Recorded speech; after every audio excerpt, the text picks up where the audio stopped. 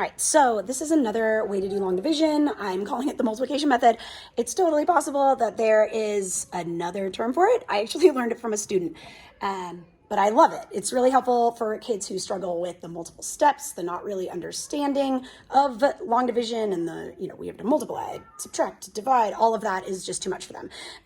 For this method, you do need to know times 10 times 100, sometimes times 1,000, right? Maybe times 20. Those would be really helpful skills for this. So, and it takes a little bit longer, but they get to the same answer and they can show that they understand how numbers play with each other. So I'm going to use the same example I used in my last video.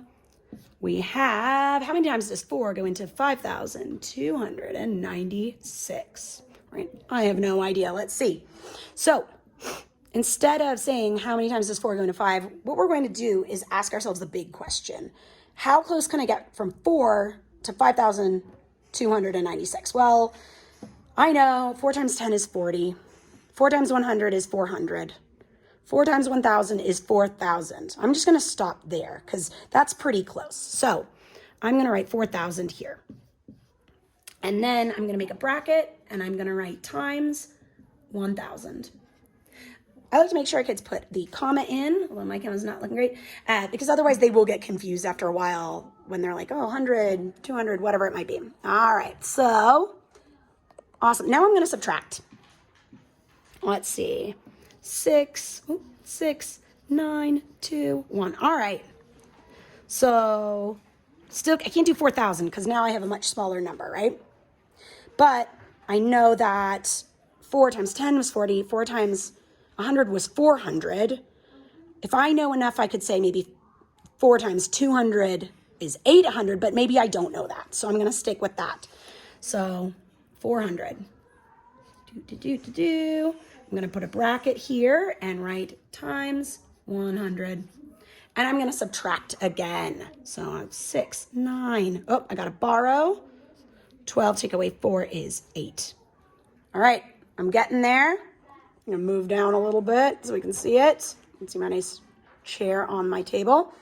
All right, let's try again. Another 400 again. If you can get to the 800, sure, but you might not. So 4 times 100 is 400. Got my another 400 there.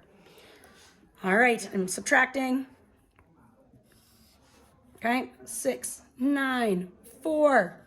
Bracketing and putting times 100. I'm going to do it again.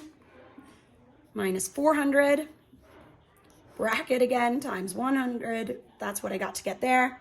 I'm going to subtract. Oh, I have 96. All right. Moving down the table here, hopefully. All right. Now, I obviously can't do my 400. So I know 40 times 10 is, or 4 times 10 is 40. Maybe this time I'm like, oh yeah, I could do 240. So that's 20. So I know 80. And I'm going to write here, I'm going to do times 20. All right. And I have 16. All right. How do I get to 16? Down there. 4 times 4 is 16, so I'm going to bracket. I'm going to put times 4, and I have 0 left over. Now, my next step is to add these up. 1,000, 100 plus 100 plus 100, 1,324. The answer is 1,324 with no remainder. So that is how that works. I'll make another video of how to do it with double digits. It works again and again, and it works with remainders.